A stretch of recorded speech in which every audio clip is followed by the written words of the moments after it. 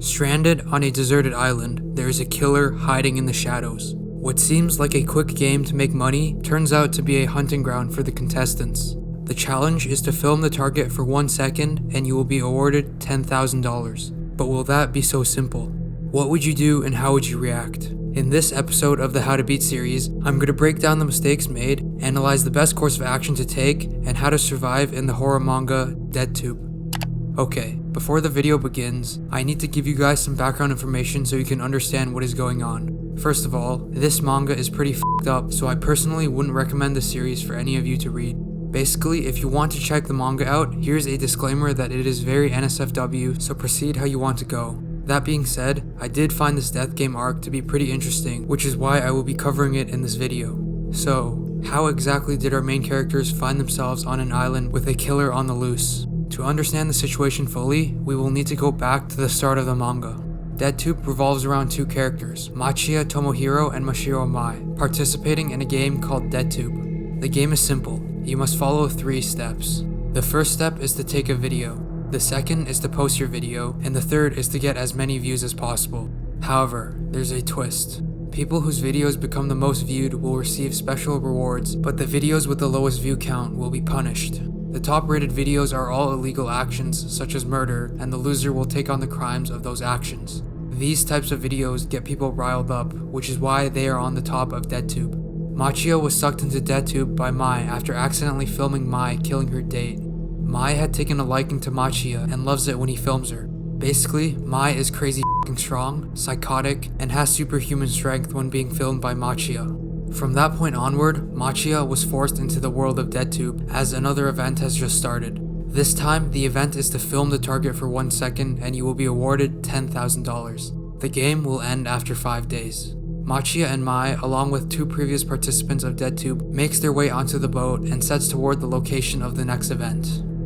Okay, if I were in this situation, I'd honestly feel pretty f***ing safe heading into this game. Mai seems to be on our side and she is pretty f***ing strong, evident by the past games played so far, so I definitely wouldn't be worried on the strength department. However, I would be cautious about the wording of the game. This challenge seems too good to be true. If we film the target for a minute, that's almost $1 million. I would expect that the target is someone really agile that would be hard to record. To make necessary preparations for the game, I would bring some traps so that we could catch the target and make unlimited film time. Since this event seems to be on an island, you can bring a shovel, dig a giant hole, and cover it in leaves. By leading the target into your trap where they can't escape, it's a guaranteed victory. As they make their way onto the island, they are greeted by 8 other participants. Along with the 4 of them, there will be 12 people playing the game. It seems that most of these people are playing because they want to receive money. The group makes their way inside as Nishijima tells them that they think the target is something of a beast-like creature. Tensions are pretty rough throughout the cabin as Mai starts taunting this giant dude. Before a fight is about to break out, Nishijima pins him down and tells everyone to calm down. I definitely wouldn't want to f*** around with this guy and he seems like he would be a good ally to make. He tells everyone that he will take on the role of the leader as everyone puts their recording devices and phones on the table. It seems that there is no signal and everyone should get a good rest before the game starts tomorrow. Everyone goes to bed, but just before the next day starts, the monster appears behind Nishijima.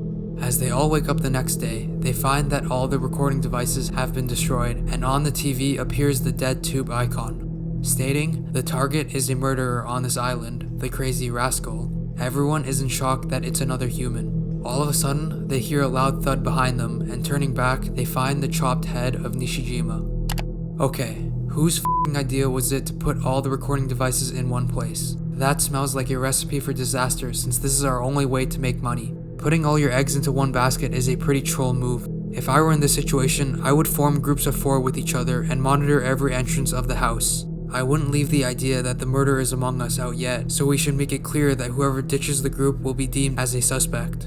As the group analyzes the dead body, some people faint and they think that the killer used a machete-like weapon. This girl reveals that she has access to a recording device so money can still be earned. Gathering up all the weapons they can find, they split into teams while some people sleep and others keep an eye on the entrances. It's really late at night until all of a sudden they hear a scream. The bottom group makes their way over and it seems that it's a false alarm. Joen, the guy who called for everyone to come, tells them that Ryra is still in her room recovering from shock, so he is filling in for her. Suddenly, they all hear Ryra scream as they make their way into her room. Opening the door, they find Ryra and another participant whose neck has been chopped off. What the fuck happened here? It seems that the girl is still alive as the group starts to brainstorm what is going on. Ryra was the one holding the camera, but it's useless now that the phone is destroyed. But to everyone's surprise, Machia pulls out a camera out of nowhere and tells them that he expected that this was going to happen. Looking through the tapes, they see the culprit behind the case. Someone in a beast-like costume snuck behind the two and ambushed one of the participants.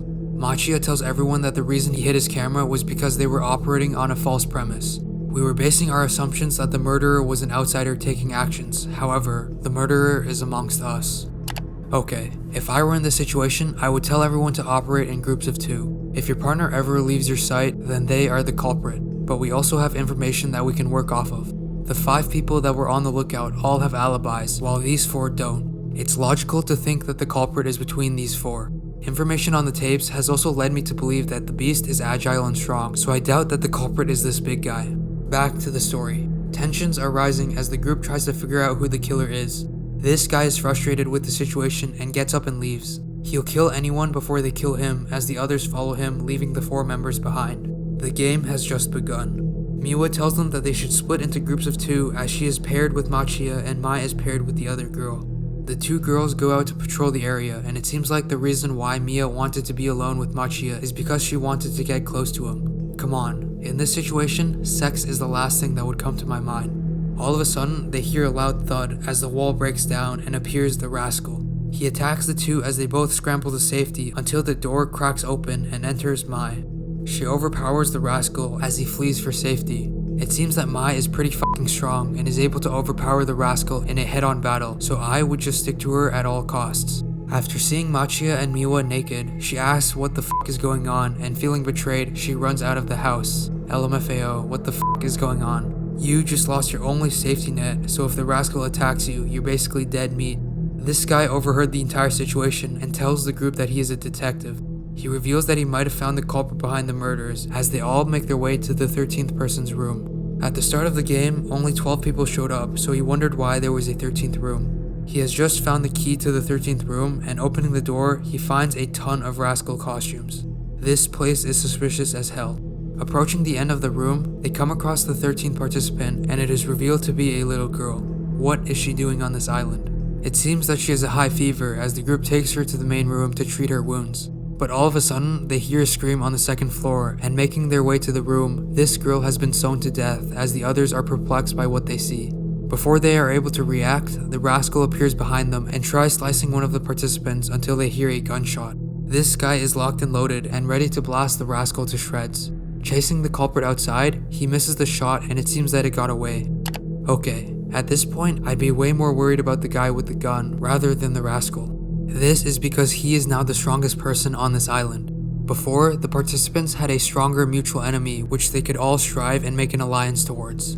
All of the participants were weak compared to the rascal since they had no way of defending themselves, which is why they needed to stick together. But with the threat now removed, there is no need for an alliance. This guy is now stronger than the rascal since he has a gun. He can do whatever the fuck he wants since he has the most power. If I were him, I'd take the lead role and order the others to do as I say. Yes, it's a cruel strategy, but it increases our chances of survival since in our eyes, we are the only safe choice. He orders the others to come down, and if they don't, he'll shoot them. As the others make their way down to the bottom floor, he asks which of the 3 is the culprit as he points the gun towards them. He will only believe what he sees and will not trust anyone else's information. Even if others thought they saw this guy at the scene, it doesn't matter if he himself didn't see it. This is some pretty good deduction skills. In this situation, this guy has the luxury to throw out information that has a chance to be fake. By doing this, he knows for sure that the information he has isn't based on a false premise. It seems that everyone is gathered around except for Mai, as Machia tells the guy that she's gone missing, but it's impossible for her to be the culprit since he saw her fighting the rascal. He doesn't believe what Machia is saying, and he tells the 4 guys to go outside and find the rascal. If you can record the rascal with your devices, this will prove your innocence. As the 4 go out to prove their innocence, this guy has set up sensors all over the house, meaning that the next person who comes in is the rascal. With all the suspects driven out of the house, this place is now clear. Okay, this guy is pretty smart not relying on third-party information, but he's made one mistake that could cost him his life. He's done everything optimally up till now, except for one small thing. He has not searched every corner of the house before sending the 4 guys to find the rascal.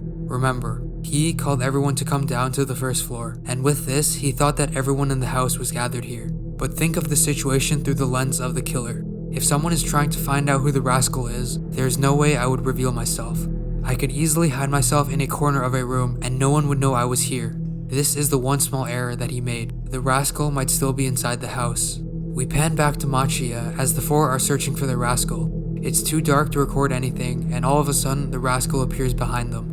Chasing the group, this guy tells them to turn off their phones as it makes them easier to track, but all of a sudden he trips and the rascal appears behind him. The others film the rascal as it is their chance to prove their innocence as the guy on the floor tries to beat up the rascal, only for the rascal to knock him out cold with a single punch. What the fuck? This guy is strong as hell. They all run away as he lies unconscious on the ground. Machia gets up and starts recording the rascal as this guy is questioning what the fuck he is doing. It seems that the rascal has spotted him as he walks towards the camera but walks past him as it's too dark to see anything. This guy has balls of steel. What the hell is he doing? The next morning arrives and it seems that the three of them survive as they go and try to find the other person. They walk along a path and find his body all crushed up to a tree. Yikes. As they make their way back to the house, they are surprised by what they see. What is going on here? Machia exclaims as they come across the guy's head dismembered from his body. Looking through the tapes, it seems that the rascal appeared behind him and chopped his neck off. Following this attack, he kicks the other girls unconscious as the child wakes up. Taking the child away, he tells her to use this chance to escape. What is the goal of the rascal? The others are confused by the tape as this happened around the same time they encountered the rascal outside. Even the motion detectors couldn't detect the rascal, so I'm questioning what the fuck is going on. But before they are able to think any further, they hear gunshots on the second floor. Rushing towards the sound, it appears that this girl has killed the rascal. Taking off the mask, we can finally find out who the culprit is until they are all shocked by what they see. Under the mask appears Ryra, the first girl who was killed. How is this possible? After thinking the situation through, they come to the conclusion that Ryra is not the rascal, rather she was someone who was framed. The only person who was with her the entire time was her boyfriend Joan. With the guns pointed at him, Joan stabs Akari and takes her hostage. He states that he's the one who stitched Ryra up, but he's not the rascal. As he goes into a monologue, the girls behind him knock him out cold as the group ties Joan up. With this, they have now captured the rascal, but the detective thinks otherwise. He believes that Mai is the rascal. The night passes on as Akari finally wakes up. Nothing has happened for a day and a half, and Miwa goes to check the condition of Joan. Opening the room, he sees that Joan's face has been stabbed with knives as the murderer is still on the loose. At the front of the house, it seems that the rascal is pouring gasoline all over the house and is about to start a fire. Okay, now I'm 100% sure that the killer was not part of the original 12. We've seen too many instances of the rascal being in two places at once for it to be part of the original 12. In this situation, I'm taking the gun and using it to get my way. You have a weapon at your disposal, while the others only have knives, so play to your advantages. The detective enters the room and tells Miwa that the house is on fire and that they all should evacuate immediately. Miwa thinks that this guy is the killer as he is probably the last one standing and points her gun at him. She's too afraid to shoot as he grabs the gun away from her and tells her that they'll be alright since he's not the killer. But all of a sudden, the rascal appears behind him as he slices his arm off. The detective tackles the rascal and tells Mia to escape with everybody. This guy is the MVP and I'm pretty sad that he's gonna die. Making her way back to the rooms, she grabs Akari and the kid as they run out of the house. Watching as the house burns down, Machia appears and it seems that the other two are safe. The house explodes and it seems that they are all safe until suddenly the smoke fades and the rascal appears out of the flames. What the fuck? This suit is fireproof? No wonder he set the house on fire and went in. There was no way he would have died. Okay, in this situation, your best bet is to fight him 1-on-4. Yes, he is stronger, but your best opportunity is to surround and attack him together. As they all run away, the rascal catches up to them and chops Akari's head off. He knocks the kid unconscious as Miwa asks why Mai is doing all of this. But Machia is confused. He walks up to the rascal and states, "Huh? You aren't Mai. Come on out, Mai," as another rascal appears and defends Machia. This now makes sense. There are actually two rascals, which is why it seems that the rascal was in two places at once. As the two fight it out, it's not even a competition between who is stronger, as Mai is absolutely whooping his ass. The rascal grabs the child and runs away as Mai chases him down. Looking at the situation, who the f is the monster here? It seems that Mai is the crazy one. They chase the rascal to the edge of a cliff, and it seems that there's nowhere else to run. For the first time since their meeting, the rascal speaks. It states, "I'll let the kid go if you can guess who I am. You only have one chance." Okay, it seems like our survival is guaranteed, but we need to get the answer right to save the kid. It doesn't seem like we can approach him without him noticing, so getting the correct answer is the only way to save the kid. As Machia looks through the tapes, he realizes that the point of this DeadTube event was a horror film. Thus, he knows exactly who the killer is. To find the killer, we must follow the logic of a horror film rather than one of a thriller. Stating, that's easy. All we have to do is follow Nox's 10 commandments of deduction, then our answer becomes clear. The rascal congratulates Machia for getting the answer right as he takes his mask off, revealing to be Nishijima, the person who had his head chopped off at the beginning of the game. The guy who was beheaded at the beginning of the game was none other than his older brother, apparent by the mole under his left eye. But the rules are now different. Nishijima states that if anyone wants to trade places with the kid, he'll spare the kid. As Miwa volunteers to trade places with her, she walks up to hold her hand until all of a sudden, the girl pushes Nishijima off the cliff and they both fall off. The film has been completed and the game is now over. But what do you guys think? Do you think you would be able to survive DeadTube? I wanted to try something different this week by taking a look at a different series, so I'm wondering if you guys enjoyed it. If you have any thoughts on the series, please comment down below. I would love to respond to your comments. Don't forget to subscribe and tell your friends about this channel. It's the best way to help me grow. This has been Hyacinth. Peace.